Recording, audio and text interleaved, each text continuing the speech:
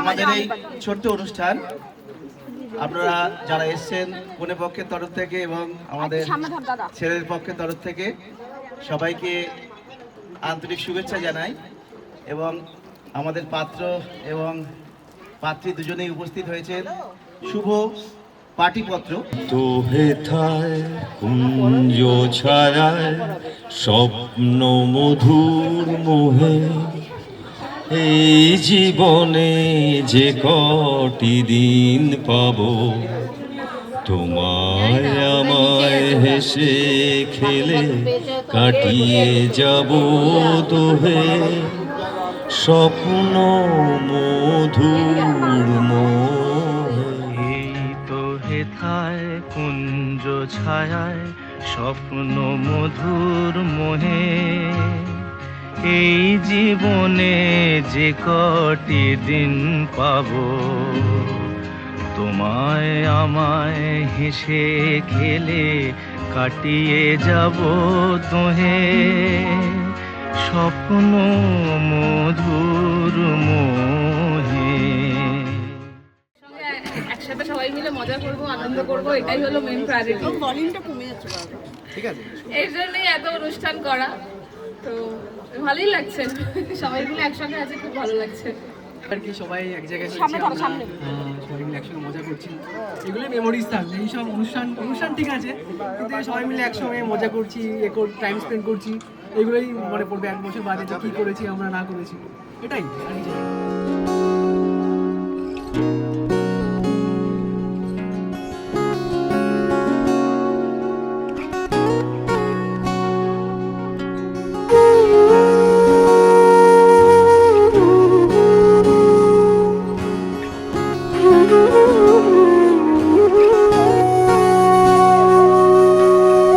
সেদিনও বুঝিনি আমি যে চোখে পড়েছি ধরা এভাবে আমার হয়ে যাবে।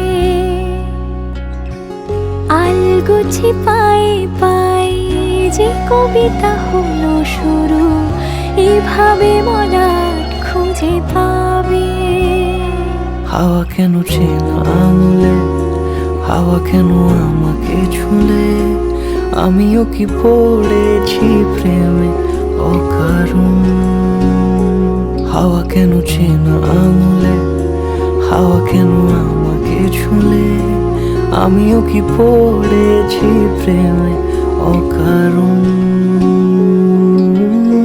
সেদিনও বুঝিনি আমি যে চোখে পড়েছি ধরা এভাবে আমার হয়ে যাবে। আলগোছে পায়ে পায়ে যে কবিতা হলো শুরু এভাবে মলাট খুঁজে পাবে।